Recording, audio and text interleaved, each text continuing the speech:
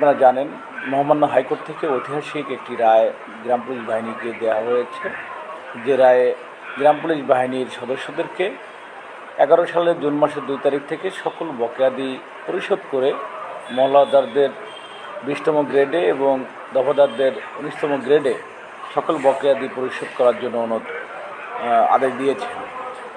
তারই পরিপ্রেক্ষিতে রাষ্ট্রপক্ষ নিয়মিত আপিল করেছেন। আপনারা জানেন 19 সালে এই ঐতিহাসিক রায়ের বিরুদ্ধে 21 সালে গিয়ে আপিলটি করেছে, কারণ 20 সাল পুরোটাই ছিল করোনা, যে কারণে আদালত সম্পূর্ণ বন্ধ ছিল। 21 সালে আপিল হয়, সে আপিলটি চলমান আছে। কারণ অনেকেই না বুঝেই বলেন গ্রাম পুলিশের মামলা চালাবেন, অনেকে 1 নম্বর বাদী 2 নম্বর বাদী, আসলে বাদীর বিষয়টি নেই। কারণ গ্রাম পুলিশ বাহিনীর রিট মামলাটি ঐতিহাসিক রায় হওয়ার পরেই শেষ হয়ে গেছে। এখন শুধুমাত্র রায়ের বিরুদ্ধে রাষ্ট্রপক্ষ আপিল করেছে। এই আপিলটি রাষ্ট্রপক্ষের, আমাদের নয়। আমরা জাস্ট আপিল মোকাবেলা করব এবং আপিল মোকাবেলা করার জন্য যা যা করণীয় তা আমরা করে যাচ্ছি ইনশাল্লাহ। তো আপনারা সকলেই ধৈর্য সহকারে এ পর্যন্ত আছেন এবং আপনারা সকলেই দোয়া করবেন, সমর্থন জানাবেন, সঙ্গে থাকবেন, পাশে থাকবেন, থেকে নিজেদের অধিকার বুঝে নেওয়ার জন্য নিজেদের আদালতের কাজগুলো যেন সুন্দরভাবে আমরা সমাপ্ত করতে পারি সে ব্যাপারে সকলেই সচেতন থাকবেন।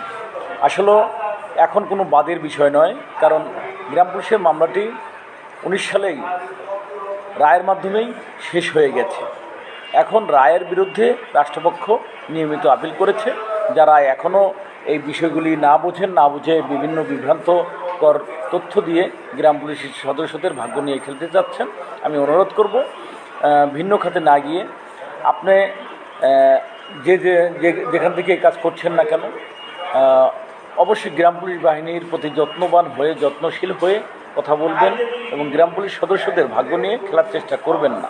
অর্থাৎ শুক্রবার তো 18 তারিখে না খুললে কোর্ট খুলবে 20 তারিখে, ক্লিয়ার। আমি যেটা জেনেছিলাম যে 18 তারিখ নাগাদ কোর্ট খুলতে পারে। তো 18 তারিখে কোর্ট না খুললে 20 তারিখে কোর্ট খুলবে, আর 20 তারিখে যদি কোর্ট খুলে, কোর্ট খোলার পরে 14 কার্য দিবস, অর্থাৎ আমাদের মামলাটি অবশ্যই আমরা আশা রাখছি নভেম্বর মাসের প্রথম সপ্তাহে হওয়ার সম্ভাবনা বেশি। কারণ আদালতের বিষয়গুলো অগ্রিম বলার মতন কোনো সুযোগ নেই, যে কারণে আমরা অগ্রিম কোনো কিছুই বলতে পারছি না। ধন্যবাদ।